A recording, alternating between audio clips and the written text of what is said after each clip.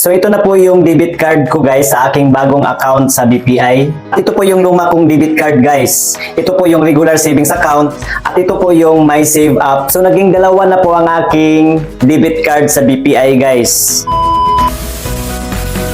Hi guys, magandang araw po sa lahat. Once again, my name is Melvin and welcome back to my YouTube channel.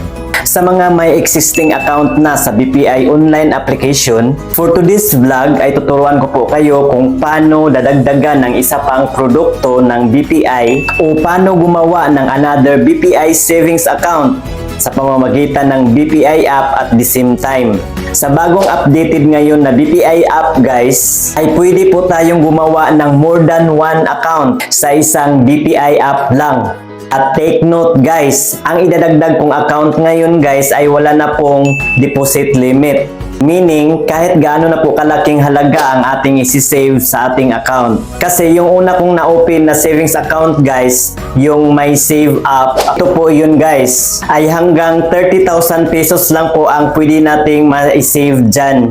Ang advantage lang po ng My Save app account guys, ay wala po siyang minimum maintaining balance at wala rin pong opening deposit hanggang December 2024. Samantalang, ang idadagdag ko po ngayong product, wala nga siyang deposit limit pero may minimum maintaining balance po siya na 3,000 pesos. At kailangang magdi-deposit tayo kaagad upon opening.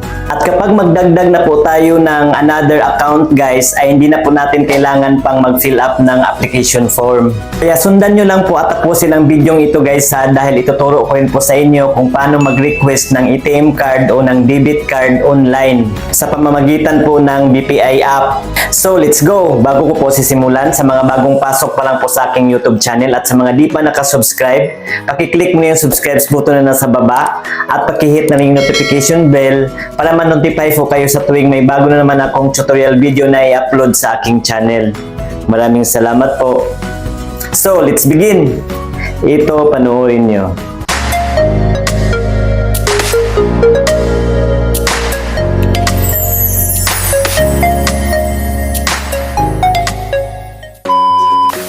So ayan po guys, naka-open na po ang aking BPI account at ito na po ang aking existing account. So ngayon, kapag gusto po nating magdagdag ng another account, ang una po nating gawin ay i-click natin itong more and then scroll up lang natin at dito sa products, i-click natin itong new deposit account. Need an extra savings account for your goals? So i-click na natin itong let's start.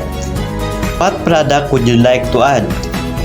So may notice na nakalagay dito guys. Tulad ng sinabi ko na kailangan nating mag-deposit equal sa ni-required na minimum maintaining balance para maiwasan ang account closure. Kapag ang laman ng ating account ay below na daw sa minimum maintaining balance within 2 consecutive months ay meron na pong charge na i-deduct ang BPI sa ating account balance. So ngayon guys, dito sa currency, itong PHP or Philippine Peso ang ating pipiliin. At may dalawang product po tayong pagpipilian guys. Itong regular savings with debit card at itong Savers Plus with debit card. Ang kaibahan ng nitong dalawa ay itong regular savings is a savings account with 24/7 banking convenience. At ito na po yung sinasabi kong 3,000 pesos minimum balance to maintain the account. At saka na magka-earn ng interest kapag aabot na ng 5,000 pesos ang laman ng ating account. At ito namang Saver Plus is a savings account that earns BPI reward point for every deposit balance. Double or triple your points if you grow your funds monthly. 100,000 pesos minimum balance requirement to earn points and 50,000 pesos minimum balance. Wow, ang laki ah. Di makaya ito. So ang pinili ko po dito guys ay itong regular savings. So i-click ko lang ito guys. And then i-click natin itong next. Are these details correct? At kapag naka-decide na po tayo guys sa ating pinili, scroll up lang natin guys. And then dito sa baba, i-click natin itong may maliit na box para malagyan ng check to agree to the terms and conditions of BPI. And then click natin itong confirm. One time PIN. And then i-click lang natin itong yes, send me the code.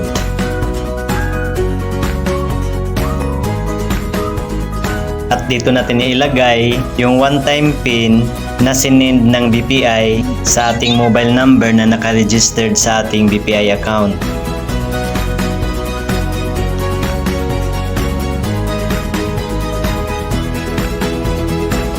And then click natin itong confirm.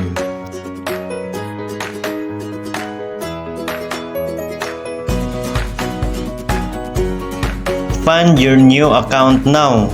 You have successfully opened a regular savings with debit card account in PHP. So ito na po ang ating regular savings account number, guys. At dalawa na po ang ating savings account dito sa isang app. Ngayon, balik po tayo sa dashboard dahil ituturo ko po sa inyo kung paano mag-request ng card dito sa BPI app. So ito na po, guys. May dalawang deposit account na po tayo. Ito yung luma at ito na po yung bago na kaka-open pala ngayon. So ngayon, guys, mag-request na po tayo ng ating debit card. Itong bagong account ko ngayon. So ang una po natin gawin ay i-click natin itong more. And then dito po tayo sa card management. I-click natin itong new debit card.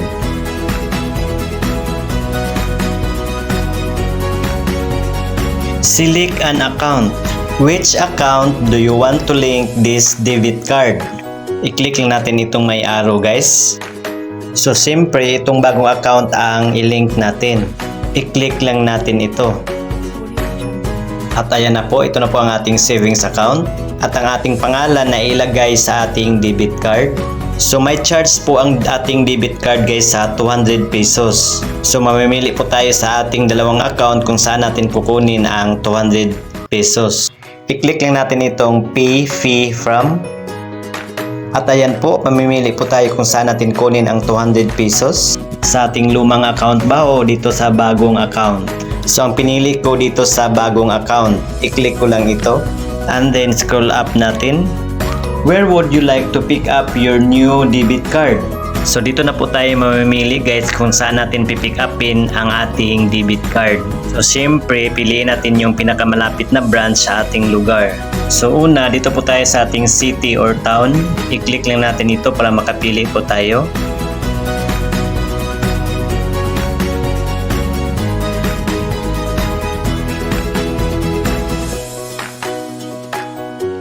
Next po kung saang branch. I-click lang natin yung branch para makapili po tayo ng branch na pinakamalapit sa ating lugar.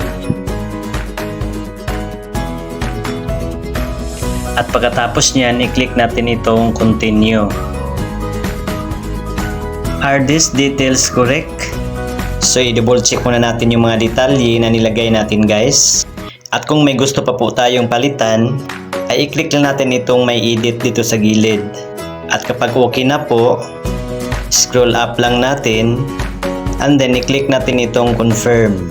One time PIN na naman, i-click na naman natin itong yes, send me the code. At isulat natin dito ang code na sinend ng BPI sa ating mobile number.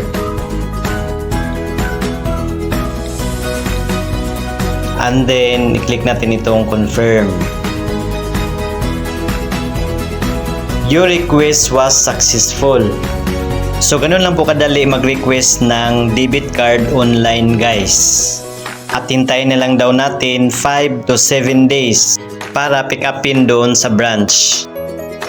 Sa mga nagtatanong kung may delivery option po ba ang ATM card, ay wala pong delivery. Pick up lang po talaga doon sa branch. So ito na po ang aking bagong debit card, guys, sa aking bagong account. Nakaka-pick up ko lang po doon sa branch today. Nag-request po ako nito noong March 18, 2024. Pagka March 27, nag-text na po ang BPI sa akin na ready to pick up na daw po ito.